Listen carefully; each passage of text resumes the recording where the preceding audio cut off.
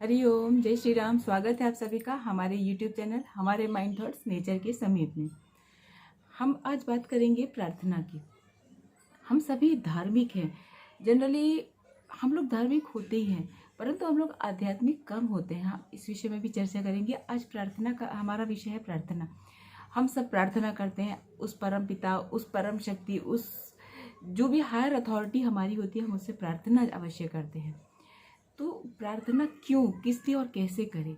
हमें सब कभी कभी तो हमें समझ ही नहीं आता। हम अपनी बातें रखते हैं, भगवान हमें ये दे दो, भगवान हमें ये दो, क्या हमें ये कष्ट है, हमको ऐसा करना है। और कुछ लोग तो एक वो बना लेते ना, हमारे ऊपर ये कष्ट है, भगवान तूने हमारी किस्मत ऐसी ही क्यों लिखी है, ऐसा क्यों किया, मेरे साथ ही ऐसा क्यों होता है, मुझे ये कष्ट क्यों मिला, मुझे मतलब यहाँ तक कि कुछ लोग तो ऐसा होता है, भगवान कितनी धूप है, तुम्हें समझ में नहीं आता कि आज यहाँ पर ठंड होना चाहिए, मतलब मौसम कैसा हो, धूप हो, बारिश हो, बारिश नहीं होनी चाहिए, इतनी बारिश नहीं करनी चाहिए, इन सब के लिए भी सीधे वो भगवान को ब्लेम करने लग जाते हैं। क्या कभी हम सब उन परमात्मा को, उस शक्ति को, उस ब्रह्मांड को धन्यवाद देते हैं? हम प्रार्थना में क्या कहते हैं? देखिए, जब हम हाथ जोड़कर प्रार्थना करते हैं तो हम अपने से गुरुजनों के, अपने आत्मीय जनों के लिए, जो अंगूठा हमारे पास हृदय के पास होता है, अपने आत्मीय जनों के लिए, जो गुरु, ये बृहस्पति की उंगली है, गुरुजनों के लिए, हमारी, हम पूरे पंच तत्वों के लिए प्रार्थना करते हैं, अपने से छोटों के लिए, इस पृथ्वी के लिए और इस राष्ट्र के लिए भी। जो राष्ट्र है हमारा, हमेशा हमारे गुरु जी कहते हैं कि कितनी भी अच्छी कुंडली हो, यदि राष्ट्र की कुंडली अच्छी नहीं है, राष्ट्र पर कुछ भी दुख है, तो आपकी कितनी भी अच्छी कुंडली होगी वह उतना अच्छा असर नहीं देगी। तो प्रार्थना में देखिए, हम यही बताना चाहते हैं कि प्रार्थना में हमें किस तरह की बातों, प्रार्थना तो एक स्पॉन्टेनियस होती है, मतलब कोई भी चीज़ हम उसको ऐसे नहीं कि रट लें फिर उसको प्रार्थना में बोलें, ऐसे शब्दों का नहीं। प्रार्थना तो अपने मन के उद्गार हैं जो निकलते हैं, लेकिन प्रार्थना हम इसलिए करते कि हमें जो दुख मिल रहे हैं, दुख क्यों मिल रहे हैं? हमारे कर्मों के कारण, हमारे कर्मों के कारण, इस जन्म के कर्म, हमने तो इस जन्म में कुछ खराब किए ही नहीं, हमने तो जहाँ तक याद है हमने कभी किसी का बुरा नहीं किया। हम लोग ऐसे बोलते, बहुत सारे लोगों को हमने ऐसे सुना है, हमेशा कहते हैं पता नहीं ऐसा हमारे साथ क्यों, हमने तो किसी का बुरा नहीं किया। आपने पिछले किस जन्म का कर्म का फल इस जन्म में आपको प्राप्त हो रहा है, और नेक्स्ट जन्म में भी जस्ट इसी जन्म के फल प्राप्त होंगे ऐसा जरूरी नहीं है। क्या आपने जितने जन्म भोगे हैं उन सब जन्मों के कर्म को भोग लिया, मतलब उन जन्म कर्मों का आपको फल प्राप्त हो चुका, ऐसा नहीं है ना? तो वो फल मिलेंगे। तो हमेशा ये साक्षी भाव रखिए इसमें, जो हम कर्म कर रहे हैं उसके लिए, और हर कर्म जो आपका फल मिल रहा है उस फल के लिए कि यह फल मुझे किसी न किसी कर्म के कारण प्राप्त हो रहा है। मेरे कार्मिक अकाउंट जो हैं, ये कार्मिक अकाउंट जब किसी को समझ में आ जाते हैं तो उसका जीवन कुछ बहुत सरल होने लग जाता है। तो प्रार्थना की बातें, हम ये कार्मिक अकाउंट और ये सारी बातें फिर से करेंगे।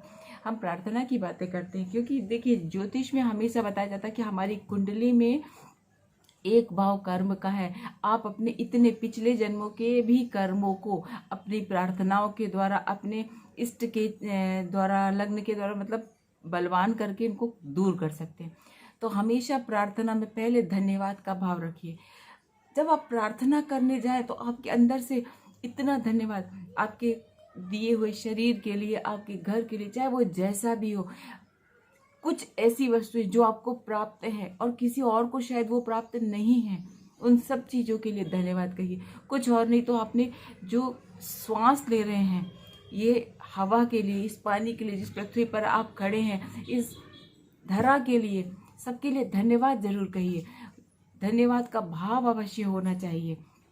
हम जब धन्यवाद का भाव प्रस्तुत करते हैं तो वो ब्रह्मांड, वह शक्ति, वह परम सत्ता यह जरूर सोचते हैं कि जो इसे मिला है उसके लिए यह आभारी है।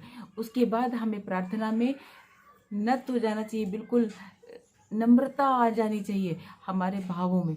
क्यों? क्योंकि हम उस परम सत्ता को वह कार्य दे रहे हैं जो हमारे बस का नहीं है। अब यह कार्य हमारे बस का नहीं रह गया, यह काम आप करिए, हम आपके चरणों में सौंपते हैं, आप इस कार्य को हमारे लिए कर दीजिए, वह भाव होना चाहिए। तीसरा, लोक कल्याण, जन कल्याण, राष्ट्र कल्याण का भाव हमेशा अपनी प्रार्थना में हमें रखना चाहिए। हम पहले भी शायद कुछ वीडियोस में बता चुके हैं और अभी भी बोलते हैं कि जब भी हम प्रार्थना करें, हम अपनी धार्मिक पूजन जो भी करते हैं, लोग कहते हैं ना विश्व का कल्याण हो, कितनी अच्छी ये भावना बोलते हैं। ये कहने का तात्पर्य ही यह है कि जब हम इस तरह की बातें बोलते हैं तो हमारे भी कुछ कर्म, मतलब हमारे कर्मों का काम खत्म हो जाएगा और हम उसको फल नहीं मिलेगा, ऐसा नहीं है। फल तो कुछ ना कुछ मिलेगा अवश्य, परंतु शायद वह कर्म हमें उतना तकलीफ ना दे, और ये प्रार्थना हमें उस दुख को सहन करने की शक्ति दे, और आगे जो भी हमारे कर्म करने हैं उन कर्मों को हमें किस रास्ते से, किस तरह से करना है, वह रास्ता दिखा सके। क्योंकि जब आपको इस पृथ्वी पर आए हैं, इस पृथ्वी पर आपको आने के बाद जो, मतलब ये रंगमंच है यदि, तो इस रंगमंच में आपको जो पार्ट आपका दिया गया है, जो आपको अभिनय करने का, जो जिस जिस रूप में आपको अभिनय करना है, आप उसको बहुत अच्छी तरह निभा पाए, नहीं कर पाएंगे, फिर से आपको वो पार्ट दिया जाएगा, आपको फिर से वो करने आना पड़ेगा।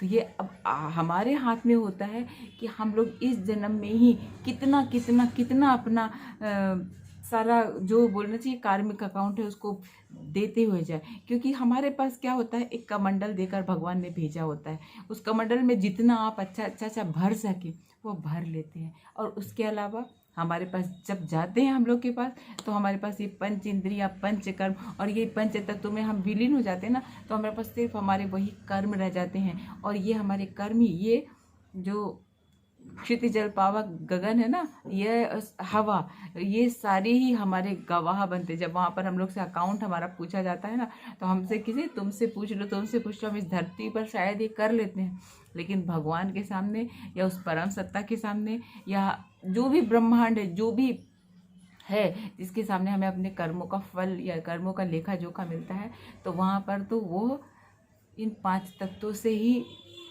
उनसे गवाही ली जाती है। तो हमें हमेशा प्रार्थना पूर्ण होना, मतलब प्रार्थना पूर्ण हुए जीवन में हमेशा रहना चाहिए, और उस प्रार्थना में हमें धन्यवाद का भाव होना चाहिए हर एक के प्रति, जो हमें प्राप्त है उस चीज़ के प्रति। जो हमें नहीं कर पाते हैं उसके लिए बहुत नम्रतापूर्वक उस परम सत्ता के सामने उस चीज़ को प्रस्तुत कर दें कि यह हमारे बस की नहीं है, अब आप इसे पूर्ण करें, अब आप इसे संभालें, अब आप इसे हमारे जीवन के, हमें हमारे अच्छे और बुरे का समझाइश दें। और हमें हमेशा कि हम उससे ये हमें मांगे कि हम होश में रहें, हम हर समय होश में रहें। होश में, ये होश का तात्पर्य कि हम हमेशा अपने आत्मा रूप में रहें, हम ये जाने कि हम आत्मा रूप हैं।